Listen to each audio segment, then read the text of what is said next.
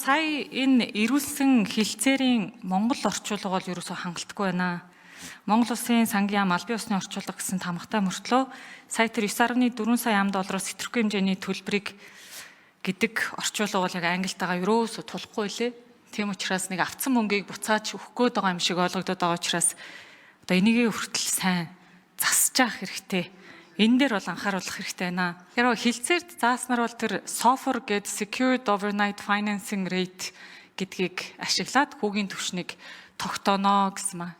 Тэгээ энэ дээр яг одоо мэдээлэл олон нийтэд өгөх үүднээс олон улсын түвшинд ер нь ямар түвшний хүү тооцогдд юм бэ? Нэг LIBOR гэдэг нэг төрлийн хүү бас яригадаад байдаг. Тэгээ зөвхөн судлаад үзэхээр болохоор энэ SOFR гэдэг энэ хилцээр дээр баримтлах байгаа энэ хүүг өдөр бүр зарлалт юм лээ. Тэгэхээр нэг тийм тогтмол хүү бол байдаггүй мэн. Тэгэхээр энэ гэр хилцээр дээрээ одоо юу гэдэг сүүлийн 30 хоногийнхэн дунджаар авнаа гэх байсан уу?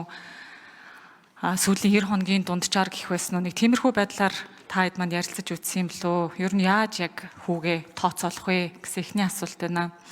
За хоёрдугаар нь болохоор үйлчлэгээний шимтгэл зээлийн дүнгийн 0.25% байна гэж бичигдсэн байгаа. Тэгээ энэ дээр яг сонирхож асууж байгаа зүйл нь одоо нэг удаагийн шимтгэл байх юм уу? Эсвэл одоо давтамжтай байдлаар шимтгэлийг бид нар одоо жил болгон авах зээлийн хэмжээгээрээ төлөх үү.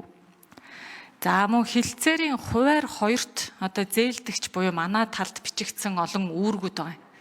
Жилийн ажлын төлөвлөгөөгөө бид нар гаргах ёстой юм байна. 12 сарын 10 болгонд. За тэгээ төслийнхөө хэрэгжилтийг сайн бичиж өгөх ёстой байна л да. Тэгээ байгаль орчин нийгмийн стандартууд гэсэн хэсэгт бас тайлан гаргах үүрэг хүлээжээ.